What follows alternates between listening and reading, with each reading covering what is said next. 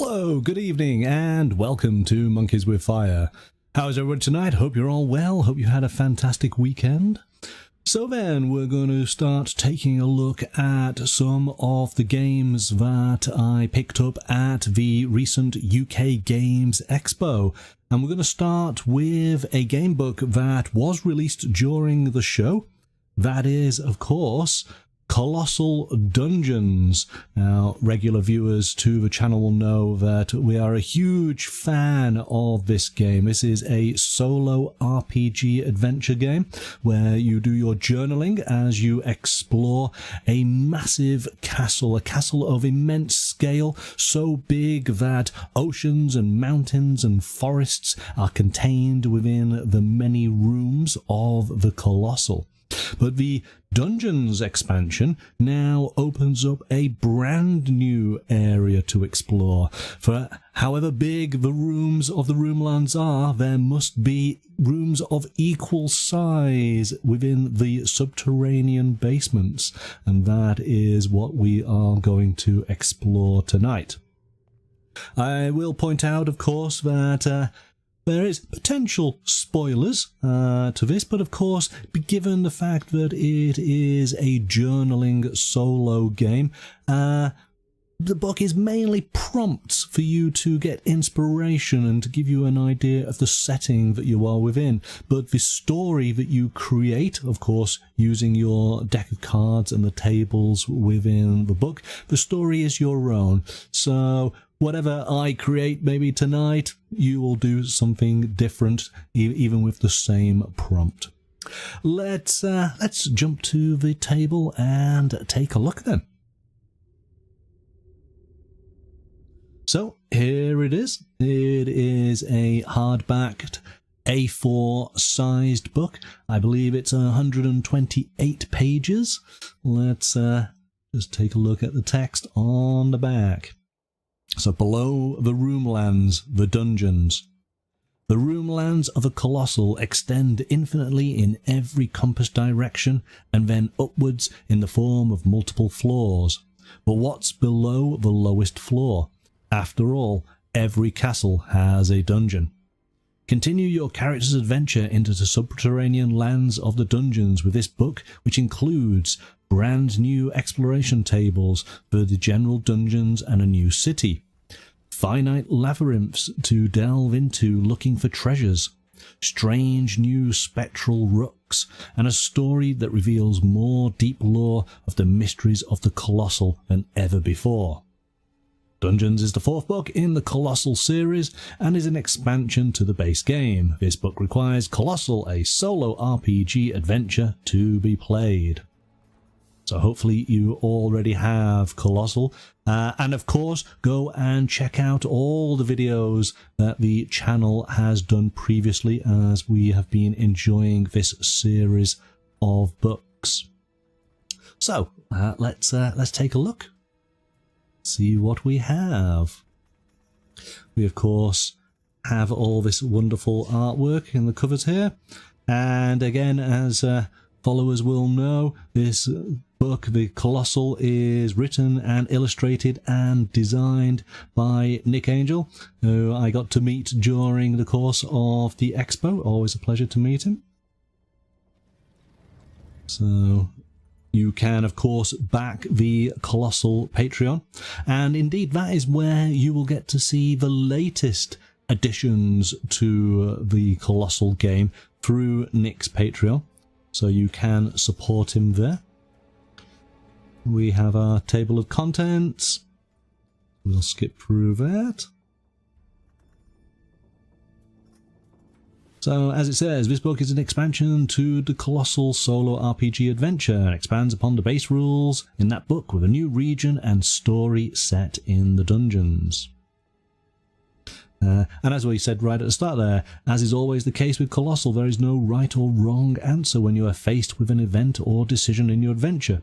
Your story can be anything you want it to be, and if implementing a prompt one way allows for a moment to be more in line with the greater plans for your character's quest, then go for it.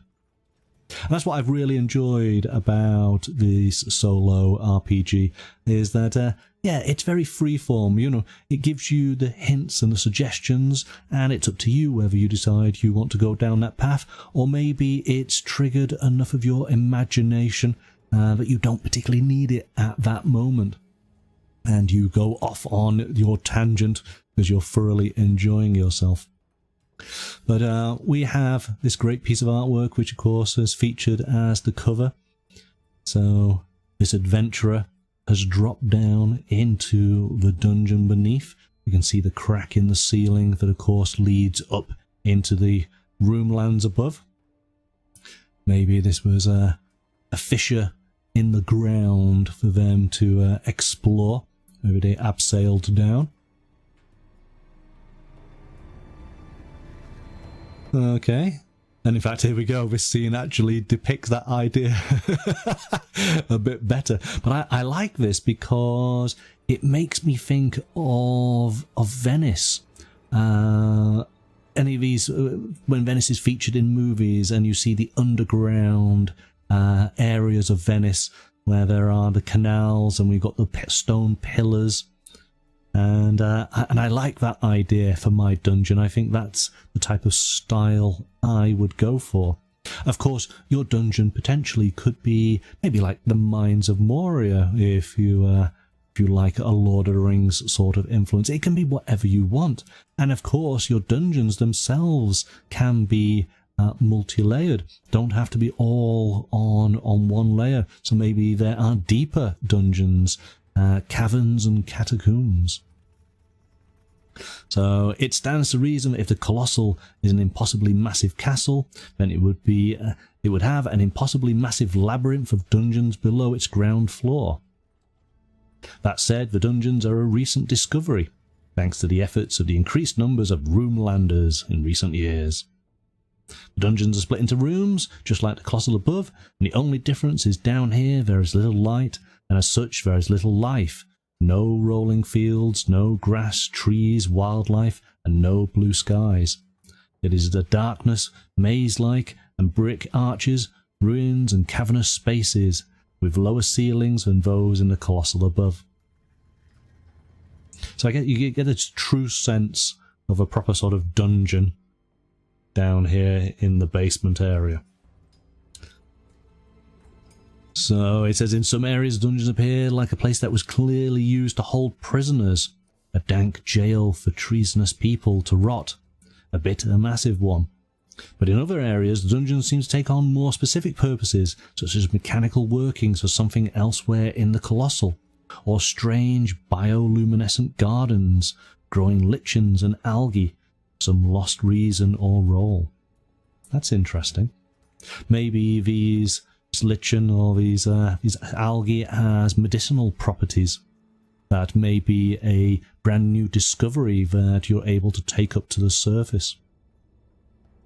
Maybe there is some kind of plague running rampant in the roomlands, and a venture down into the dungeons is the way to find a cure. Along with all that, there are still rooks. However, the rooks here are not like the rooks found in the roomlands above. Sometimes you will find long dead rook husks in chains attached to the walls of the dungeons. Long dead prisoners now ruined. But the living rooks come in two forms: the lichen rooks and the spectral rooks.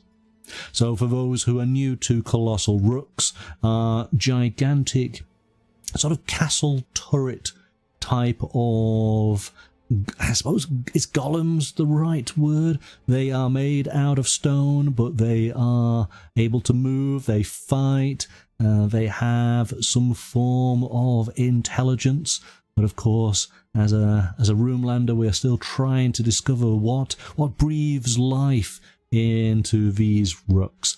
And as we have ventured across the roomlands, we have found rooks of different kinds. Each of the expansion books includes a new kind of rook, and this one in fact includes two: lichen rooks and spectral rooks. So then, and in fact on the artwork you can see a rook both in the foreground and the background. I think the foreground is a lichen rook, and maybe the spectral rook is in the background. It has a slightly ghostly appearance. So lichen rooks, here in the dungeons, a very specific kind of lichen has evolved that lives on the stone of rooks and rook parts. It is highly contagious, and just one rook touching an infected rook can lead to the lichen being transferred across. As such, all rooks down in the dungeons are infected. Oh my goodness, is this maybe the lichen is like a zombie blight for rooks? The lichen feeds off the rook's life force, making the rook slower and more shambling. Stumbling about in the dark, with the lichen growing in its strange bioluminescent way. However, despite being much slower, lichen-infested rooks have one unique ability over their non-infected brethren. They can command and spread the lichen at their own will, forming it into vines, missiles, or traps, making them, in a way, in command of a new kind of magic. Oh, okay, that sounds terrifying enough. Okay. Rumourlanders can become infected with the lichen too, and this is known by those who live down in the dungeon as rook rot. So we have a new kind of magic to deal with. We have a disease that is spreading throughout the dungeons, and a new kind of rook. Spectral rooks, native to dungeons. These rooks are like ghosts, totally non-corporeal, appearing like mist or smoke in the shape of a rook. They are utterly silent and appear without warning and attack, temporarily making themselves corporeal for the strike and then disappearing again. It is possible to fight them. At that exact moment they are corporeal, but it's extremely challenging. Alright, so we're going to find out a little bit more about these rooks. Hello, Sammy3D! You've pre-ordered Colossal Dungeons. You can't wait. Excellent, excellent. Well, we're just starting to take a look through. We've just been getting a little bit of insight on the two new kinds of rooks. That are the lichen rooks and the spectral rooks. Have you been playing Colossal from the start then? I'm assuming you are a fan?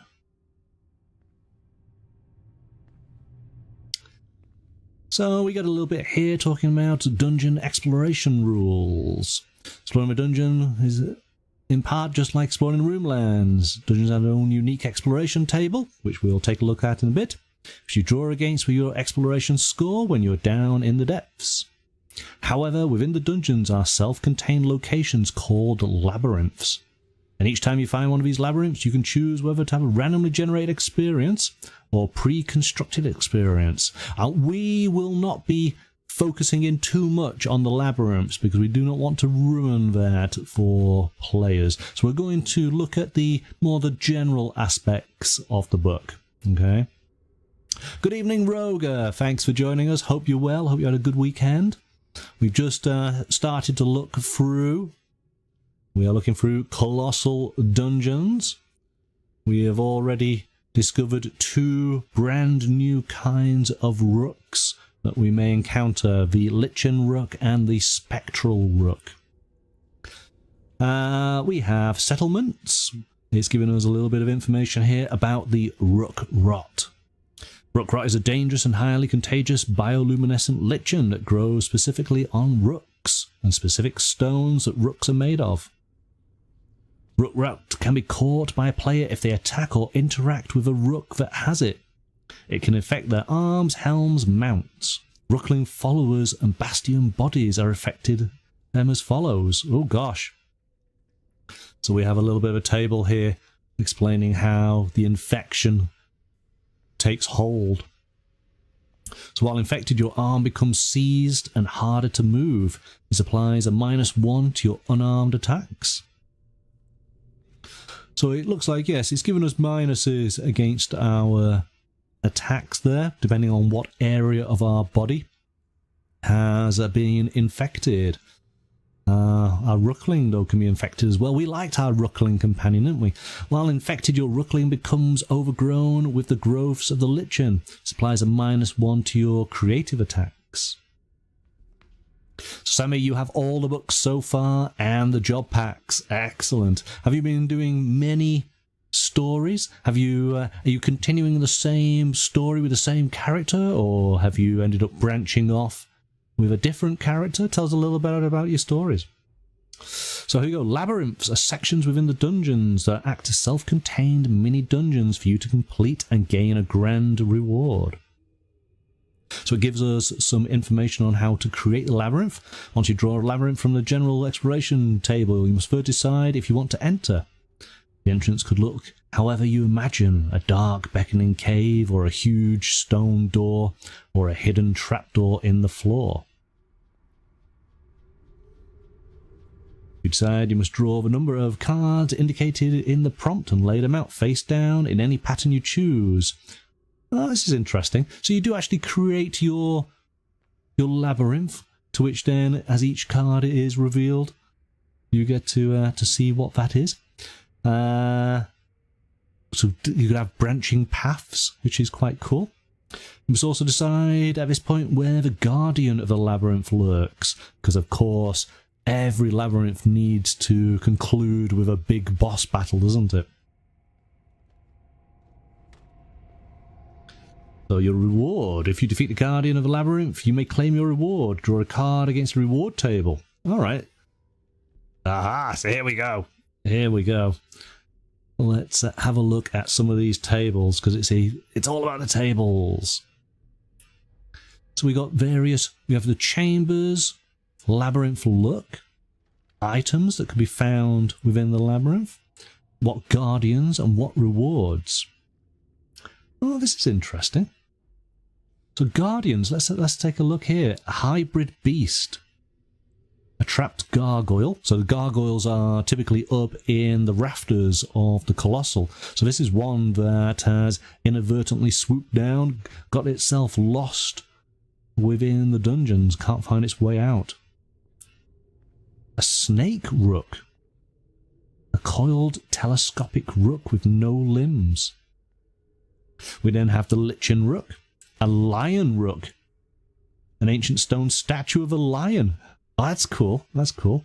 I'm thinking of those lions outside the New York Library or the British Museum. That's quite cool. I'm not a keen fan of the labyrinth spider. No, I don't think I'm going to have any of those in my adventure.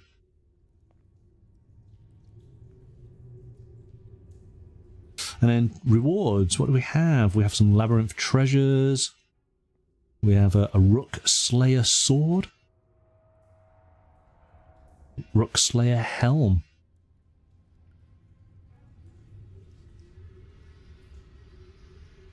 Okay, so these are our general tables. Again, if you're familiar with Colossal, basically you draw a number of cards from a deck, either a standard deck of cards or the official Colossal cards. You draw a number of cards equal to your character's exploration value. So that could be maybe up to 5 cards. And then you reveal them and you look on an appropriate table. So depending what location you are within. So of course, if you're down in the dungeons, you'd be taking a look at these 2 tables here. And this might then determine what kind of prompts you are going to get for your little story. So red cards are organic things, people and creatures, whereas the black cards are scenic things, structures and objects. So Sammy, been playing a followed character from the beginning, but my Rookling is always lost. Most of my adventure has been trying to find my lost Rookling. I think I went for one of the followed because I like the Rookling character, and I adapted my character when oh gosh, get it right, Kyodaimer came out, so I rebranded and had them in that adventure as well. Good evening, Sarah.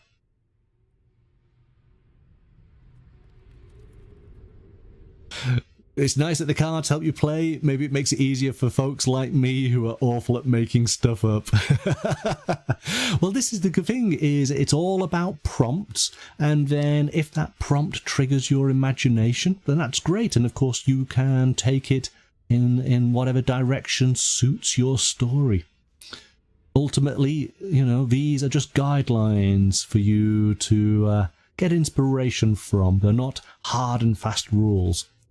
I'm thinking I should have got this already. Let me go and get a deck of cards, because we need to try this out, don't we? Let me go and get my deck of cards.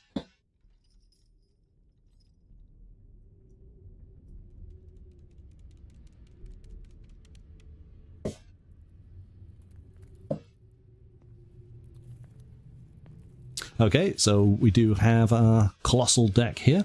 As I say, you could use an ordinary deck of cards if you wish. And we just have to take the jokers out.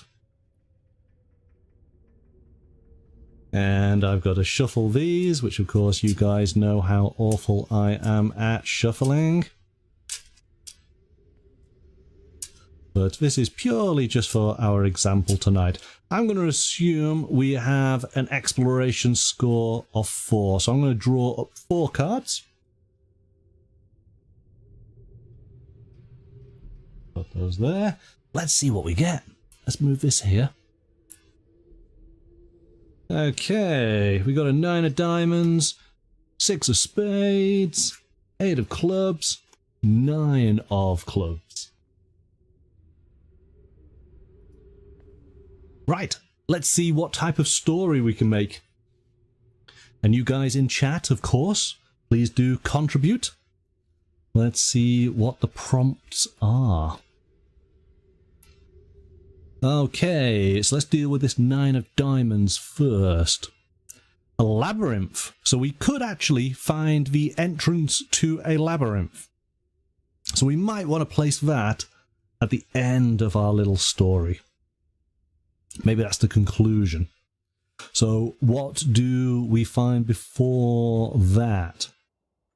We have a 6, a way up and down, perhaps a staircase or just a hole in the floor or a ceiling, a way back up to the roomlands or a way deeper down into the dungeons. So maybe we could place that here, and we can have a stairwell that is leading down to what will be our labyrinth. An 8, a flooded area. And it is, oh, because it is the clubs, it's withering with life. So a flooded area, even a canal or a flooded area due to a waterfall. So we are getting that kind of Venetian underground canal vibe that I was imagining before. And 9, it is a clue to the next step on your quest. So this is your calling. Every character has that you create has a central quest that is, you know, the overarching story. You come across a place that is key to your calling, maybe a building with a clue on it, or one of the locations that you were looking for on your quest. So I think, here we go. Let's just reorder this a little bit. I think it's something along these lines. Okay, so basically our brave adventurer has, wandering through the dungeon for several days, they have now come across a... Oh, in fact, actually, that's 6. I thought it was, I looked at the way up or down. It's not the case. It is actually a spectral rook attack. Oh my goodness, that's changing our story completely. Let's put that there. Okay, so we can still work with the idea I was forming. So we're going to walk down into the dungeon. And as we go down, we start to see that the stairs are starting to have water lapping up against them. We're now starting to get submerged. We're up to our knees in water as we go down into a lower level. and the water starts to rise, and it's getting all the way up to our chest. And as we're pushing through, there is the sensation that there is something in the water with us. Something went past our legs. There's something in here with us. Ah, don't get frightened, kid. It's just your imagination. I'm sure there's something down here. So we continue, and we see that there is an entrance to the labyrinth. We do know that there is the labyrinth here. This has a symbol above on the doorway that relates to something that we've seen, that is part of our quest. We know that we must proceed into the labyrinth. Okay, but before we do, before we are able to get on in, suddenly something wraps around our ankles and lifts us up out of the water, and we are dangling precariously in front of a spectral rook that has manifested in front of us, and it takes a swing. So there you go. That works those cards into a quick little story, and of course now we would draw up cards to go into combat against the rook. See, this is what I love about the game.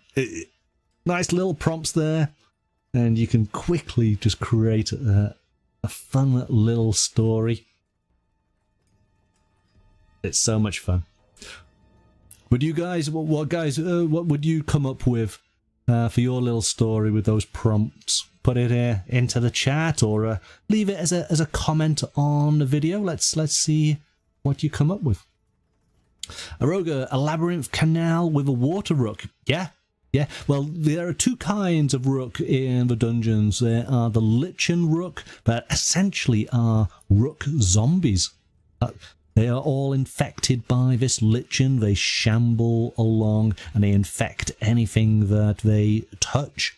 And then there are the spectral rooks, these ghost-like sort of lich king, lich queen sort of type of barrow white kind of creatures, but of course of the massive rooks that we are familiar with. And here you go. This is good timing because you can see there examples for the lich rooks and the spectral rooks.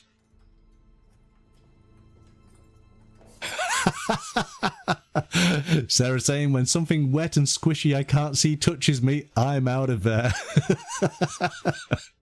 That's usually good advice.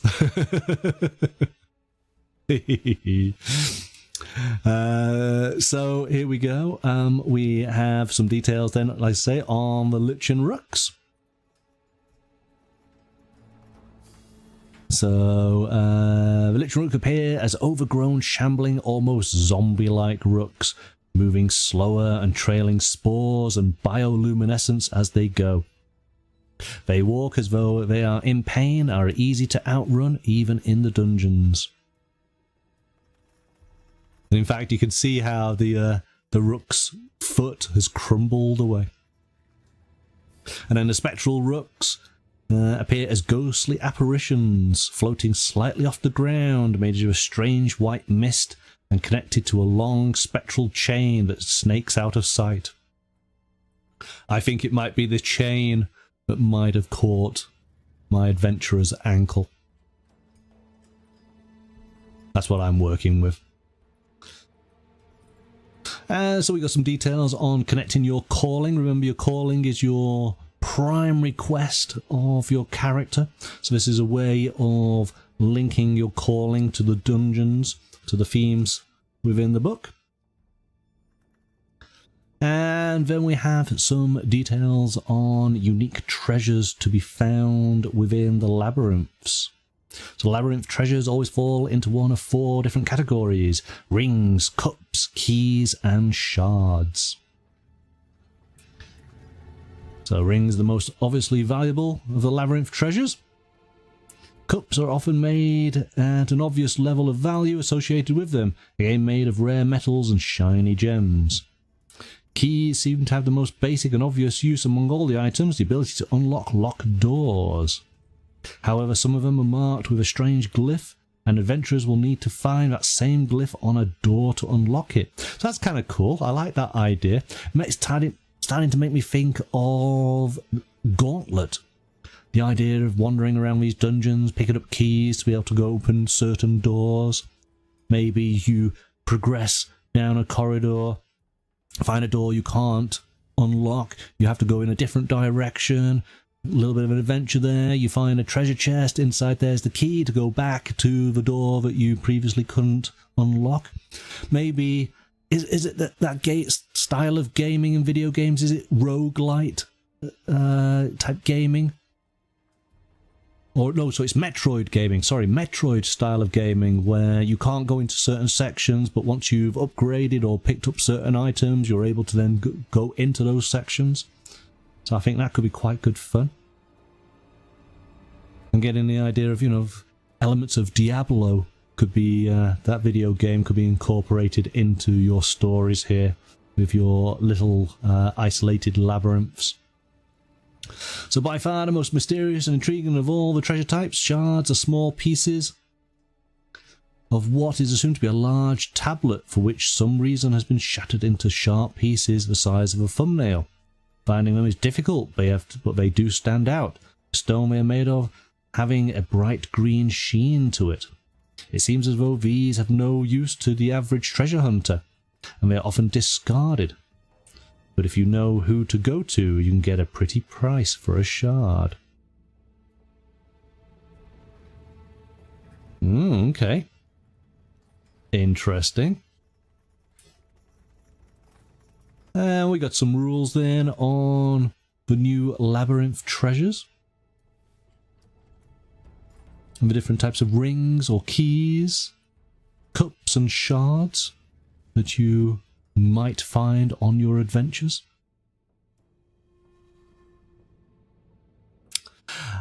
We then have a character upgrade. In each of the expansions of Colossal, there is a new types of characters that you might want to incorporate into your game. Well, this is actually an upgrade, and this allows your character.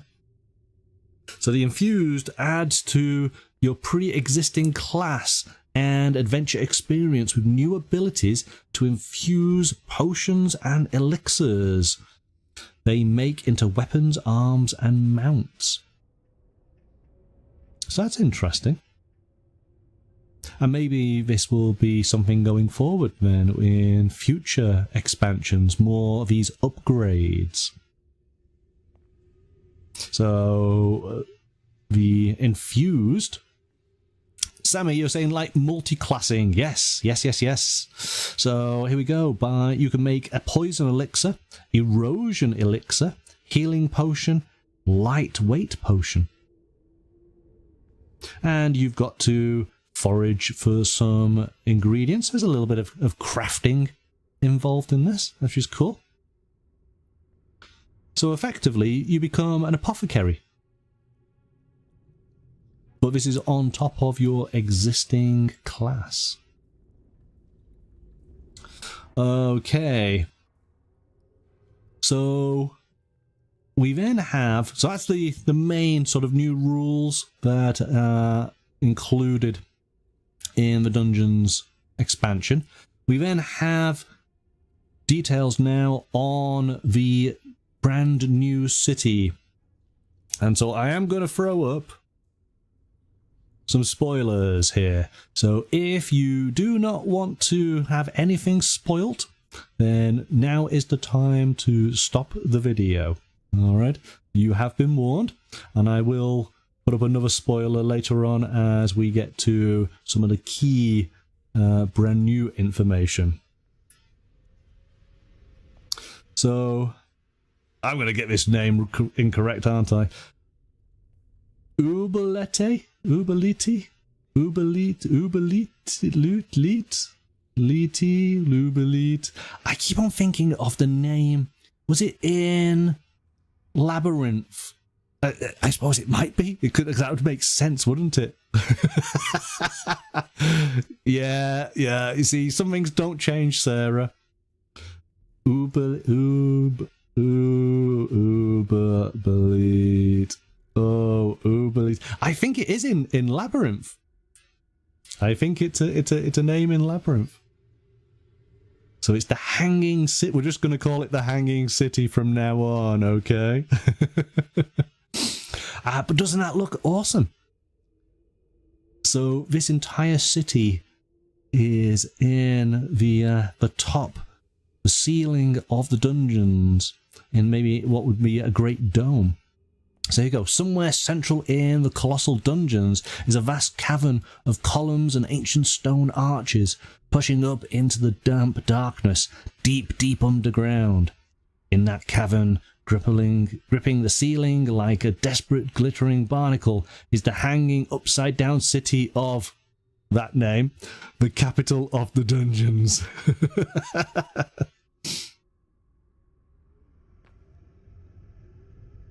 So, to those who have visited both Parapeti and Uberleith, the story goes that Uberleith is situated directly below its sister city above.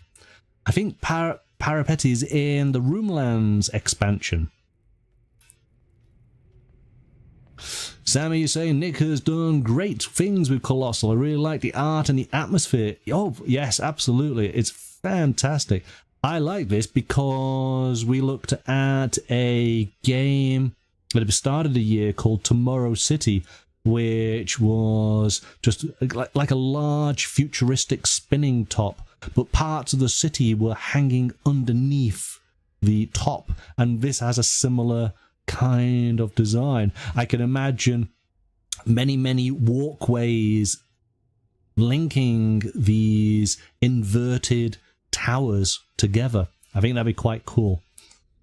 And do we have the image of a rook down many meters below in the actual dungeon floor? And how do you get to the city? Do you have to go up? Is there a stairwell in one of these pillars? Can you reach the city from the top, from the roomlands above?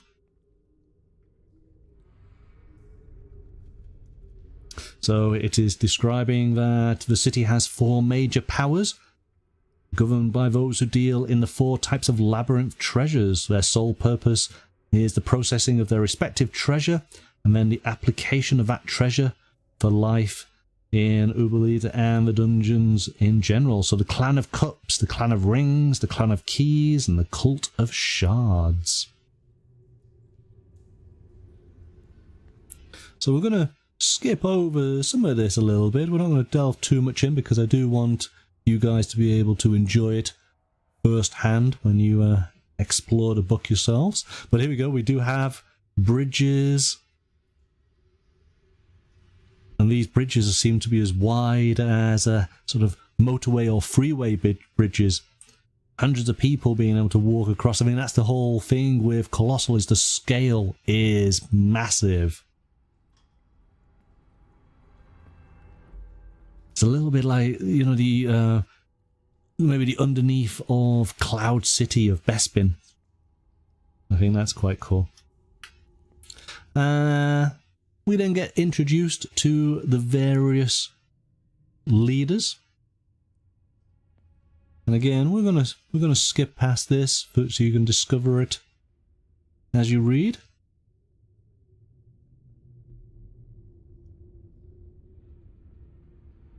Again, more lovely artwork. He looks ominous.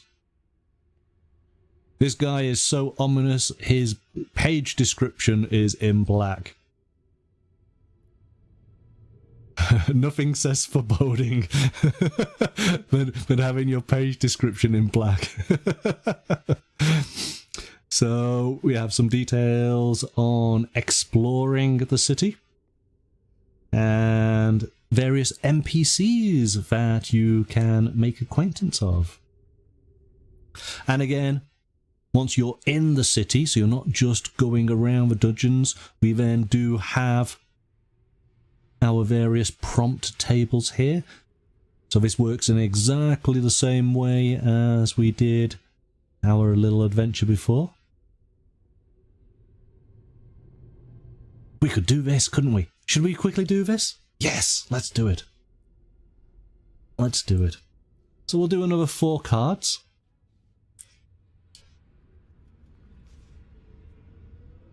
So we are now in the city. So you guys in the chat, let's see what we can come up with. See if you can create some ideas. Okay. So we have an Ace of Hearts. So the healing district. You may heal 1 wound here per visit. So we can actually go to see a healer while we're in the city. We'll leave that there for the time being. Let's bring this king over. We have a King of Hearts as well. So choose any prompt from the table above. So this could be a wild card. We'll put that to one side because we'll go through and take a look in a second. We then have a 3 of clubs, the transport hub. So choose any other black card location to go to in this exploration phase. Okay. What type of transport might they have down in this dungeon? Someone want to suggest what kind of metro or underground railroad do they have? We have a 6 of clubs, the smithing district. A collection of garages and workshops working on weapons, arms and helms. So we could go to... We can go to another district area. We could go to a strange mechanism, a mysterious machine seemingly part of a building or tower. What could it do? And we can have anything from the red table. What should we have? We could maybe go to the shopping district. So there's plenty of places to visit within the city. There is an ominous dead body to be found, however. Sports arena, building site. We have an NPC event that we might possibly encounter. So there's plenty of ideas. Again, these are just prompts. Maybe when you first go on into the city, you might want to restock, maybe pick up some food, some supplies, and then maybe start taking in some of the sights. Maybe you start to relax a little bit too much, and then maybe you go to a tavern and have a drink and have some food. Maybe then you bump into the some of the lowlifes of the city, whilst your guard is down. We got a listing for the merchant. Various items that can be acquired. Okay, so this is the section where we start to have the various labyrinths.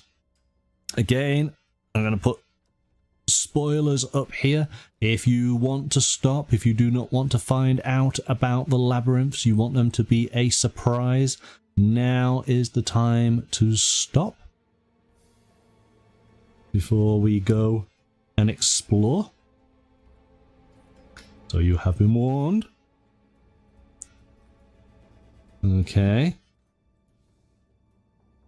So then, we have some rules detailing these major labyrinths. Remember, the labyrinths are the places where you can generate your labyrinth and go and explore to find unique treasures to bring back to the various clans to which you might be rewarded, and to which you may find more information.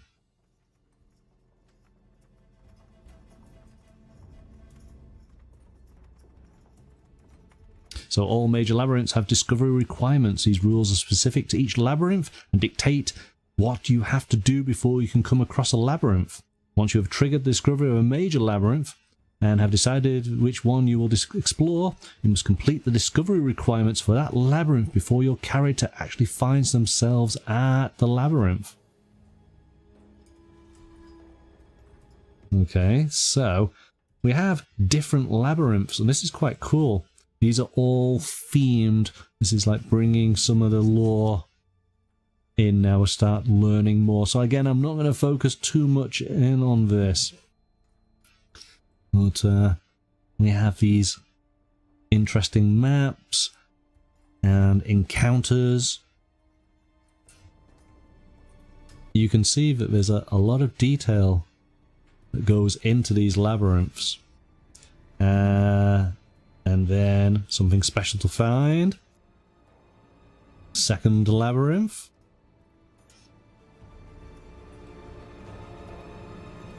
I think these are going to be a lot of fun.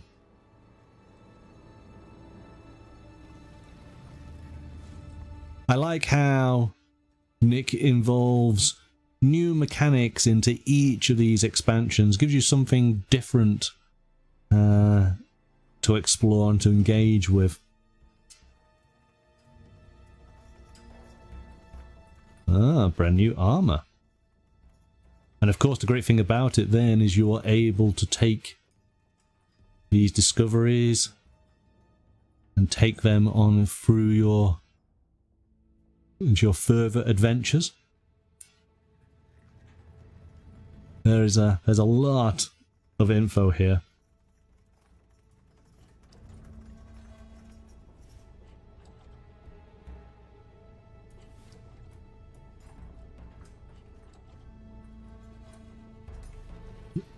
This is all very cool.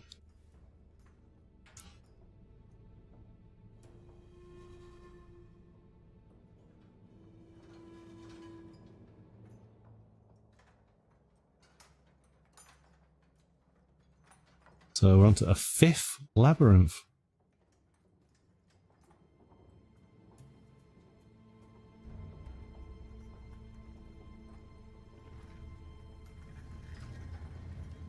And then we got a section on Rookling Forges. Again, this is adding new elements to the game.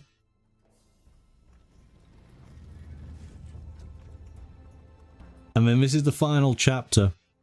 And I'm not going to go any further. I am going to end it there because I do want this to remain totally new to any prospective player.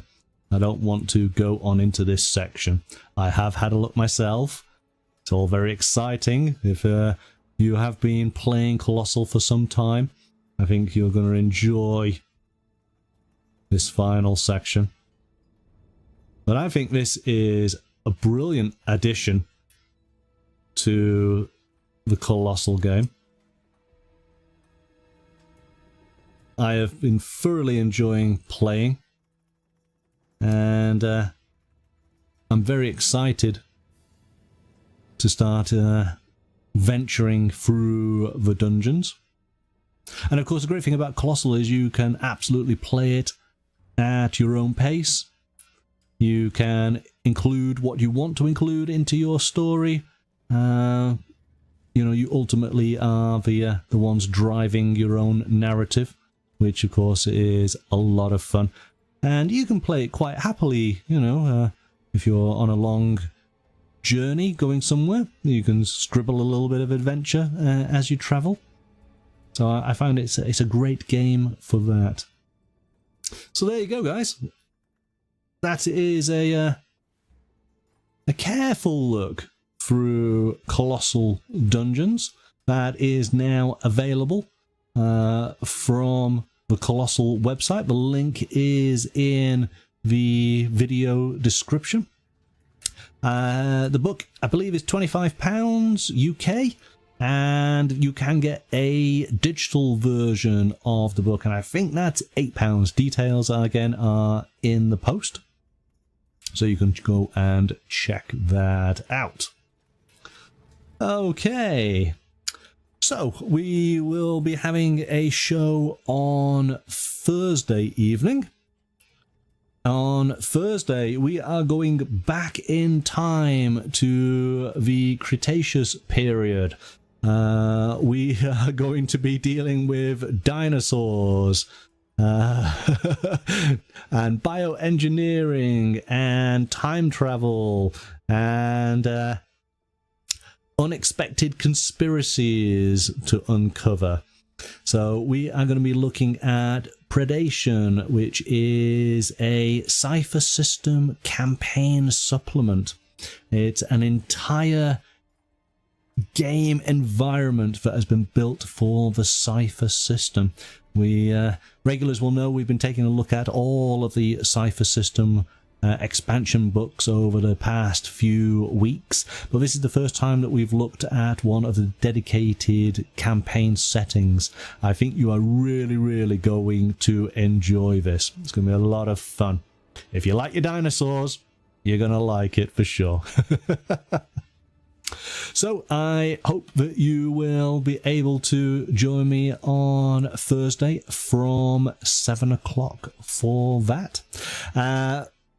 For those who do follow the channel's social media, you may have seen that because I went to the UK Games Expo, there was a large number of games that will be featured on the channel over the coming weeks. We've got lots of exciting stuff to look at, so be sure to follow on social to keep up to date as to what we'll be showing. And of course there will be games that I can get you guys to take part in live on the channel as well, so I'm looking forward to that. Thank you so much, Sammy and Roger and Sarah. Great to see you all. Look forward to seeing you on Thursday, but until then, bye for now.